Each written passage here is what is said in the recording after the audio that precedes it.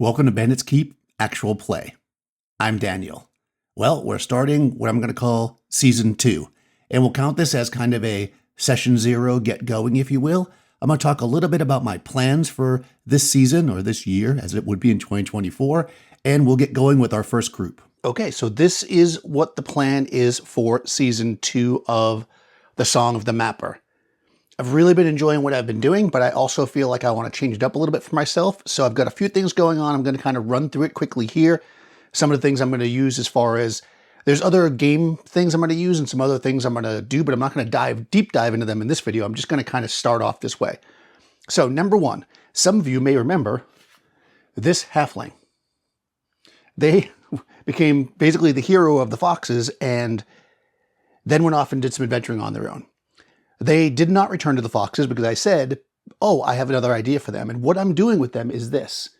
This mapper, Cdad, who was one of my earlier mappers, reached 4th level, thus the hero level. One of my other mappers over here, Vonnie, also reached 4th level. Talk about them in a second. I'm going to start another set of adventures here that's going to focus on this hero and this hobbit. The hero and the hobbit? I don't know. Let me know if that's a good name for adventures. This I'm going to run a little bit differently, not necessarily as procedurally and maybe a little bit more narratively. That's my plan anyways, and we'll see how that goes. Now, number 2, let's talk mappers. Vonnie is now 4th level, which makes them a master mapper. I talked briefly about this, maybe only on the Patreon, but anyways, they're basically able to send their own mappers out now, which they will recruit and send out, so that'll be another element to the mapping part of the game. This mapper here, though, Hirsu, had already gone out with a different master mapper who was unnamed. Maybe we'll name them at some point. So their master mapper is going to be the rival of Vonnie. So that's going to be a little bit of a politic-y thing. I'm mostly just going to talk numbers. We're not going to get into really role play since I'm by myself. But that's going to be something going on with the mappers. As far as general adventurers go, I'm keeping one group, the Foxes, at 1st level. This is going to be a brand new group of foxes, and I'll talk about that in a second, that's going to go out just like we've been doing. So this is going to continue exactly what you've been watching in the previous seasons if you have. The big change here is I took this group here, or created this group here, the Rangers of Arkfall. So I rolled randomly to get a name, and this one came up, Rangers of Arkfall, and it's funny because Arkfall was the name of my very first 5e campaign. So there you go. Rangers of Arkfall are a group of adventurers who have survived. So all of the survivors. We've got a 3rd level halfling fighter. We have a 4th level human magic user. A 4th level elf magic user. A 4th level elf magic user. We see a trend here. A 3rd level elf magic user. And, where'd you go? A 2nd level human cleric. I wanted to do this for a couple of reasons. Part of it was I wanted to experiment with higher level characters. If I just send these 3 out with new 1st level characters every time and keep doing what I've been doing, we're probably going to end up with really high level single characters and lots of 1st level characters, which is cool. But I think if you were playing this at your table, right, if we really were playing this way and people were playing multiple characters, what you would end up doing is exactly what I'm doing here. These higher level characters are going to start their own group and go on higher level adventures, if you will. They will not have a patron. That means they're going to have to buy their own maps. They're going to have to hire their own 1st level hirelings and stuff if they want to reinforce the group. Basically, this group is on their own. They do still possess a map. The map that, I think it was the Fangs, hit multiple times that has a 3rd level to explore. Of course, they don't know, but I do, that there's a basilisk down there. I think that they still feel, though, again, without being too meta, but I think they didn't go there. I said that before, that they thought maybe it was a little too dangerous because they had lost so much on the 1st and 2nd floors. So I think we're going to hold out here until everybody gets a little bit higher level, and they're going to seek out and buy a map. Speaking of maps, we have a bunch of maps still in play, but that's because I haven't been keeping up with what I was planning on doing, which is for every month that a map is in play, that somebody doesn't, one of the player characters or one of the patrons doesn't pick it up, there's a chance some other party out there is doing it, right? There wouldn't be much business in mapping if these were the only people buying them. So this map is from January. So I'm going to roll 12 dice, and if I get any ones, somebody has bought this map up and it's gone. Okay, no, that's 6 dice. Yep, this map's gone. Next map, also from January. Also gone. Another way you could do this, of course, is just start with all fresh maps in the new season, but I figured these have been out there, so nope, this one still exists. Maybe they can get a discount on the old maps. Okay, this is from May, so we're talking 7 dice. So I'll just add one more to here, so that's 7. That one's gone. Okay, I think the rest of them are all from June, so that's going to be 6 dice apiece. That one still exists. That one still exists. That one's gone. That one's gone.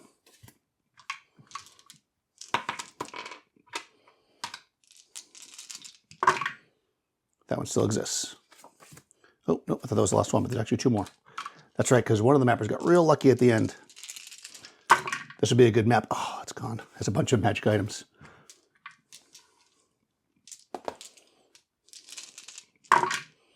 And that one is also gone. Okay, that leaves us with 1, 2, 3, 4 maps.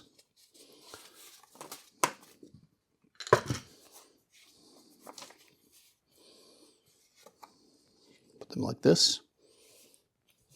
1, 2, 3, 4. So which map will the foxes get? 1. Which map is the group? Well, they can actually decide, right? Because I'm playing them like player characters. So let me take a look and see if any of these seem appealing. They do have a lot. This is 25,000 gold pieces, which is pretty nice. This has got a bunch of gems. 15,000 gold pieces and a bunch of gems. All right. So since I'm not sure which map they'd want, I mean, this one is really nice. But again, I think that at this point, this is a massive map, and I think they want to get out there and get like well, they can hit it multiple times. You know, I'll roll randomly. All right, 3 maps left. I'm just going to roll a D3. This one. All right, so they're going to take the simple map, the one with 25,000 gold pieces. The new foxes. The new foxes are going to go after this one. There's a pack of lycanthropes there. Oh, actually, they can't do that. They can't actually fight lycanthropes at their level. Well, I guess if they know lycanthropes are there, they can do it if they use silvered arrows. They're really going to get their butts kicked, though.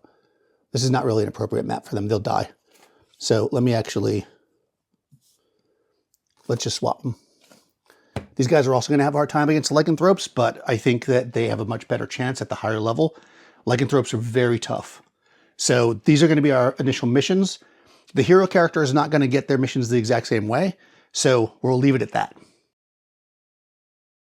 All right, it is December 24th, and the Rangers of Arkfall are heading out to seek out this wereboar lair and recover the magical items that are there. So, a couple changes this season for certain things just to make my life easier. I'm having each of the group leave from one of these houses on the edges just to track it easier for myself. The Rangers will always leave from this house. That's their home base. They are attempting to get to here. That's where the lair is. But I'm going to add a little, we're using Outdoor Survival's rules plus OD&D, of course, as before. But I'm adding a new element to this. This is from the Solo Wargaming Guide. I'll put a link to this down in the description. They've got a really fun way to do weather here, and it affects your movement. So I'm gonna try it, and we'll see how I like it. So basically what we do is, I might actually have to make a chart like this and print it out because it's kind of hard to do in the book. But there's effectively a chart here. And each of these different kind of ways they're filled in mean different things. Everything from snow to rain, heavy rain, clear, etc., etc. And based on what the elements are and how many days it's been doing it, it'll affect your movement. So I thought that'd be fun to play around with. Of course, like fools, we're going out in December. And the way we're going to do this, and by the way, this weather chart is based on Northern Europe, which I think is pretty good for the stuff I have here, although there are deserts, so I mean, who knows. It gives some rules in it if you want to adjust it for other climates and make your own chart, but we're just going to use this one because it's simple, at least for now. So I'm going to go to this column here, which is December. I'm going to start by rolling 2d6 to get a baseline. 7. So I'm going to look for 7. Okay, so 7 is right here. Let's put that there. 7 is clear. That's good. Every day we will roll a die. If it's a 1 or a 2, like it is there, it moves down. If it's a 5 or 6, it moves up. If it's a 3 or 4, it stays where it is. Okay, so we're going to put this out of the way. Right now we're on 7. So that's a clear, which is perfect for us. The group has done some research. I spent some money on this. I keep track of all this kind of. I don't feel like that's that fun to watch me do it. So I do all that off camera. But they did some research. They found the thing that you would find, which is that lycanthropes need to be hit with silver in order to be defeated. Oop. So it's silver arrows at that, because there's no silver daggers in OD&D. Silver, not magic though, just silver. So that being said, magic weapons can allow you to fight different ways. So we'll get into that in a second. But in the case of, in my system, I should say, in this case though, going straight by the rules, we're going silver arrows are the only thing that can really affect them. So I do have some elves in the group, elf magic users that are really good with longbows. I have a halfling. I have a cleric who can't use a bow, so they're going to be a little bit less useful in that fight. But what they're going to do is they're going to hire out 12 archers. Now, typically archers are paid 5 gold pieces a month to kind of guard your fort and stuff. If you take them in the field, though, I make that per day. And I entice them each by buying them a light riding horse, saddlebag, etc., because we'll go much faster on horse. So they're not horse. Like if we get into a combat, they're not horse, they're archers, but they're going to travel on horses. So that's good for us. So what does this mean? So it's clear, so that's not going to affect our movement. And what we are is we're on light riding horses. We can move 10 movement points, if you will, per day. And each of these movement points, each of these types of terrain, I should say, take up a different amount. So the clear is 1, forest is 2, mountains is 3, etc., etc. We want to get here by the most efficient way. And we're taking 3 weeks rations, as we always do. That's sometimes overkill when you're on horses, but I do not want to get stuck in the field with no rations. That would just be bad news. Okay, so I think because we're on horses, and we'll deal with it when we get there, but I think we're going to actually try to go through this mountain pass in desert. I think it'll be faster actually than going here, but I'm not sure about that, so I'll deal with that when the time comes. So let's just get ourselves there. The way this works, again, using outdoor survival as our guide, plus OD&D. What we're going to do on day 1 is we're going to, I suppose if the weather gets bad, I'm going to have to look at that book, but we're going to roll to see if we get lost. In the clear, on the roll of a d6, we're lost on a roll of a 1. 4. Now again, lost doesn't necessarily mean that you're lost. It might mean you just had to go a different way because something happened. So if you want to make that narrative and you say it doesn't make any sense, you can think of it that way. So again, 10 movement points. We want to get over here. I don't really want to pass through the desert because that's bad. So we're going to come down here. 1, 2, I think it's actually faster to go this way. 3, 4, 5, 6, 7. It's only 1 if you cross on the water, or the bridge rather. 8, 9, 10. So we're going to stop right here, and we're going to roll to see if we have an encounter. So you have an encounter on the roll in the clear on the roll of a 6. I re-roll if it doesn't go inside the thing. 6, there's an encounter. All right, fantastic. First day out, we have an encounter. Now, we look here, clear, and we see what kind of encounter it is.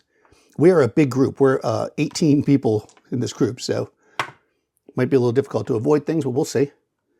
Brigands. All right, that could be problematic for us, but let's see exactly what we've got going on here. Number 1, we're going to see if it's the brigands' lair, if you will. Oh, well, number 1, I'm going to actually mark this day off. Okay. Because if we have to run or something, that will affect it. So whenever you're dealing with, it just has a list of men, there's a 15% chance that it's their lair. So let's see. These are my percentile dice that I actually talked about them on my other channel that I was sent. If you want to get a pair from this. They're basically D20s, but they have 1 to 10 twice. So I'm going to go red first. Okay, 60. So this is not their lair. It's a traveling group of brigands. So there can be from anywhere from 30 to 300 of them. So that's a D10 times 30, basically. There are 300 of them. I'll tell you what, that is actually good for us. I know that you might be thinking to yourself, well, hold on, 300, you're not going to be able to fight 300 brigands, and that's exactly correct. The thing is, when you're trying to evade something in OD&D, the larger the group that you're trying to evade, the better. So 300 is the most it could possibly be. So that's 100%. My group is between 10 and 24 in size. It's over 60%.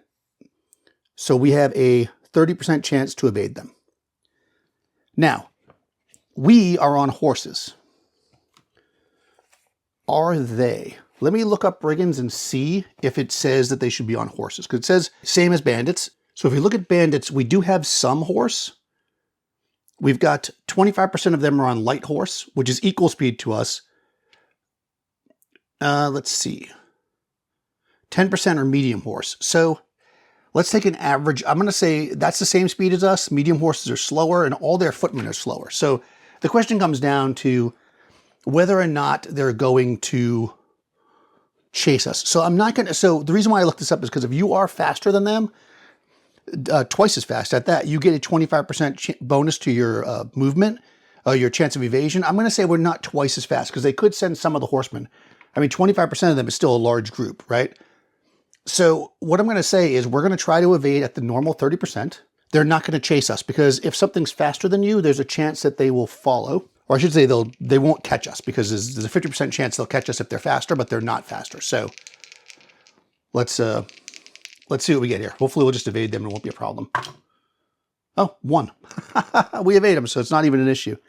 So just to go over what I was talking about so it's not confusing, because I started to say it and I didn't, I'm going to read the rule to you. Pursuit will take place whenever it's so indicated with regards to castle inhabitants or when the party is unable to evade. Okay, so if we were unable to evade, they would pursue us.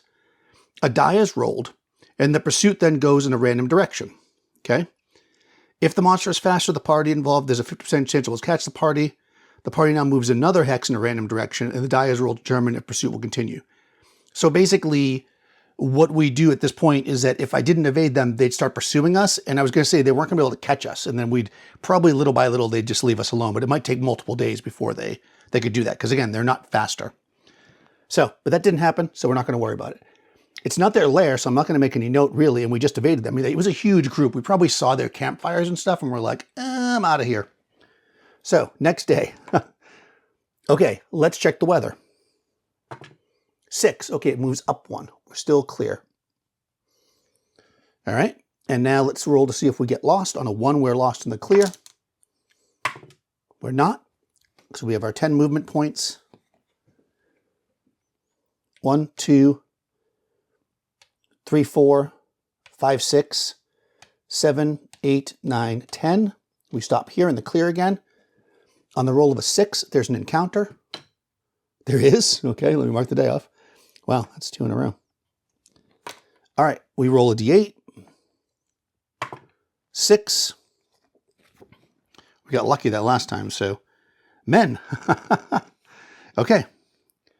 So we're going to roll on... Oh, you know, I did that wrong, but it's fine. What we actually should have got was a flyer. But since I messed up, you know what? I'll do it now. So instead, we'll take a flyer today. So let's roll on flyer. Because this is where I screwed up again, because if you're watching, I got so excited, I rolled a 2, I said brigands, but actually I was supposed to roll here first. Okay, so I'm just going to swap the numbers and say flyer today. So on the flyer list, there's 12. Let's hope we don't get a Balrog. 5. Last time I said that, I think I got one, so. Griffins. Okay, griffins are not great because I believe griffins eat horses. So we do not love that. So let's look up griffins. And of course, we have a bunch of horses with us.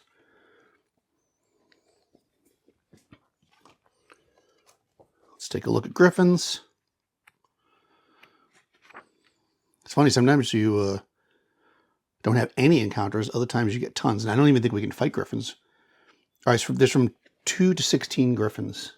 Because I believe that they are a fantasy type monster. So we couldn't find them if we wanted to. 5.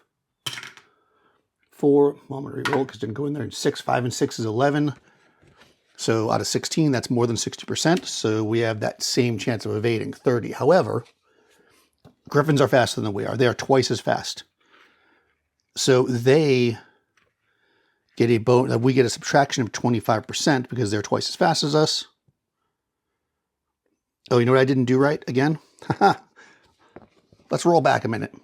I mean, keep all that stuff, but let's roll back for a second. I keep forgetting to do this. I need to roll to see if either side is surprised. White die will be us. Black die will be the Griffins. Nope, neither one's surprised. Okay, so we're not going to worry about that. So they are faster than us, which means that we basically... Oh, you know what? I read that wrong anyways. We had a 50% chance of avoiding them before. Well, all kinds of goof ups today. All right. 60% chance of 50% chance rather of avoiding them. And we have, I should make note that there's 11 of them, just in case.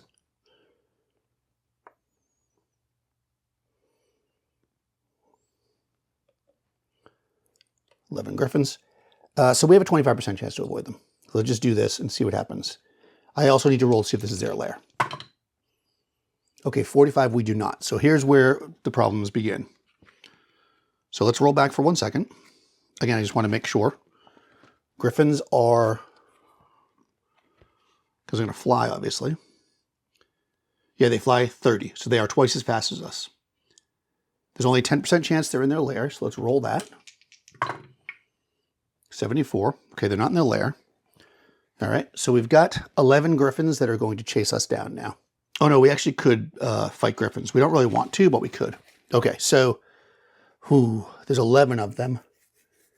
I mean, there are a lot of us, but I think that we would have a hard time defeating 11 Griffins. So I think what we're going to do is we're going to, first of all, we have to do what we have to do, which we failed to evade them, so we could choose to fight or run. I think we're going to run. We do have a dozen archers, plus our party members. All right, so I think what we're going to do is we're going to tell the archers to fire at these Griffins. But, so I need to do a couple things. Nobody's surprised, so let me roll a distance. Okay, so they're pretty far away. That's 11, that's 110 feet away, 110 yards because we're outside. And the Griffin can close that space really easily. I think what we're going to do, though, is we're going to try to shoot a volley of arrows at them, hoping to maybe get them to not mess with us. However, it says under the Griffin that we need to make a morale check. Normal types, which is basically everybody here, needs to make a morale check if they come within the Griffins charge us. So before we can choose to do that, we're going to have to make a morale check. We have to roll 2d6 and get 7 or better. I'm going to roll just once for the whole group, because if anybody runs, they'll all run. So if I beat 7, we're going to make a volley of arrows at the Griffin. If I don't make it, then we're just going to flee, like as you would normally know it would. 7, okay, so we're going to shoot at them. So let's get into a brief combat and see what we get here. I have a feeling this is a bad idea, but, hey. All right, so I'm just going to do it theater of the mind to start with, and if we have to. So Griffin's attack is 4 light horse. They defend as 4 heavy horse. Now, because they're so far away and they have to swoop in to get us, we're going to get a shot at them first with all the bows, because that's pass through fire, if you will. So I'm going to look up longbow.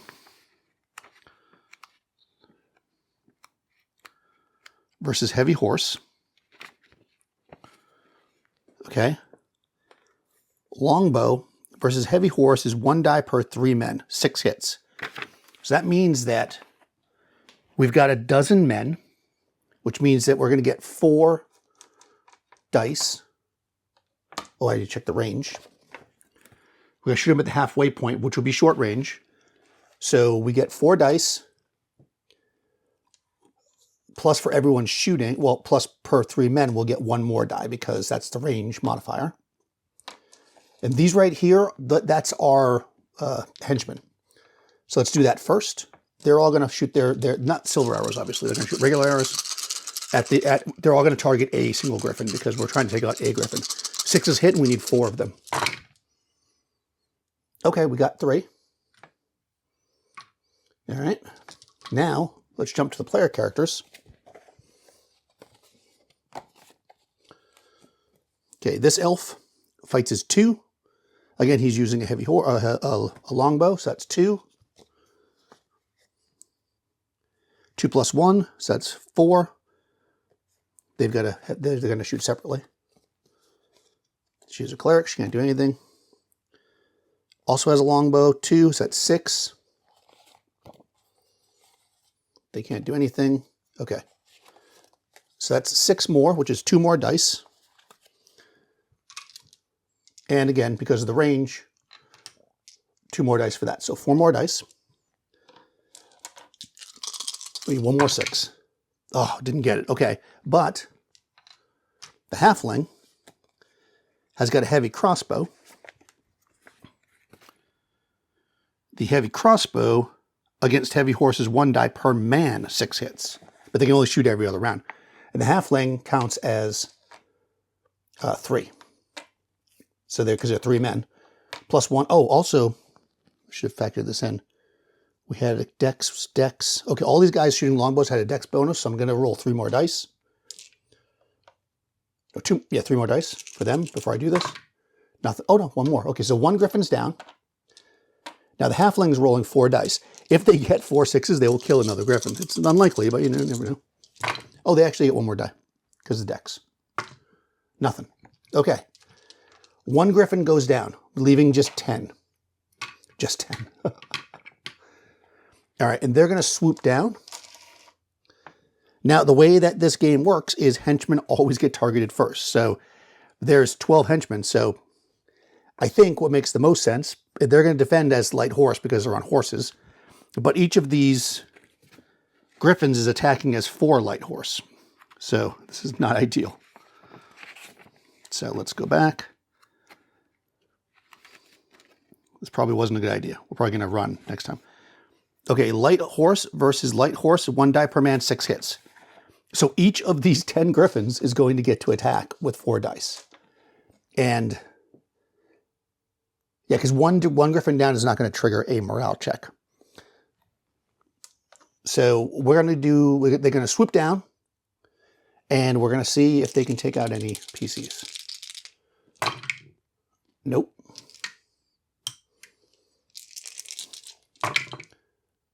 Yes, it's 1. Nope.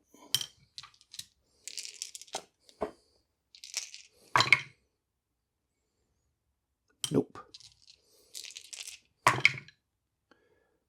Yes.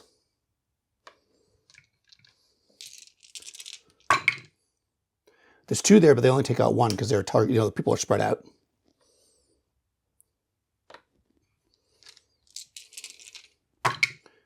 This isn't good for us because we need all these archers to take out the lycanthropes.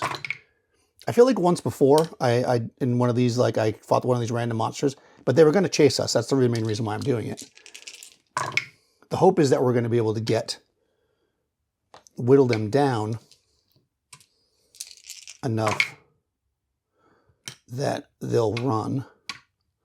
Or, I mean, they took out 5 of our horses.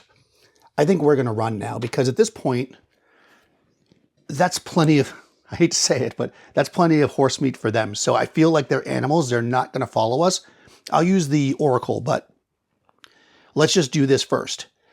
In order for us to run, now that we're engaged in a melee, we're going to have to win initiative. So we're going to roll initiative. Okay, we lost. We actually can't run because they'll just follow us at this point if they decide to. But I think we're going to do it anyways. And then they'll get a free attack against us, but I really don't think we can beat them. So let's do this. I think it's very unlikely that the griffins are going to chase us. So I'm going to roll 2 dice here. Will the griffin chase us? No. Okay, so we lost 5 guys in a griffin attack. Oh my God. Okay, that was a miscalculation. Well, it was really bad luck because, like I said, they were faster. They were going to chase us anyways. There was no way we were going to get away from those griffins. Or it was unlikely, we'll say. Okay, so we lost. So we have 7 archers left. And we run. They're not following us, but we have to run 1 hex in a random direction, which is 2, which is back this way. Well, thankfully not up into the mountains. And that also eats up, whenever you're fleeing like that, it eats up a day effectively. And the next day we can only move half our movement. So that might actually answer the question for us, because with the half our movement, we're not going to make it through that desert, and I don't want to stop in the desert, so. All right. Whew. That was tough. Next day. Let's roll for the weather. 1 goes back down. Well, we've been lucking out. The weather's been staying clear. Okay, let's roll to see if we get lost. We do. So we have to move 1 in a random direction, which is 5, which is actually where we wanted to go. Well, didn't hurt us really. 1. And again, we only have 5 movement today. 2, 3, 4. Should get closer. Yeah, I think I have to. I'm trying to think if I can. No, I'll go here. The reason why that matters is because if I go to here and then I have to go randomly somewhere tomorrow, then I might end up in the mountains. I don't want to do that. Okay, end of that day. It's day 4. Random encounter on a 6. No, finally. Okay, that day goes by. Next day, we're in the clear. Do we get lost? We do not. 1, 2, 3, 4, 5. Nope, sorry. 1, 2, 3, 4, 5. 1, 2, 3, 4, 5, 6, 7, 8, 9. And we get to where we're going. So on day 5, which would be the 29th,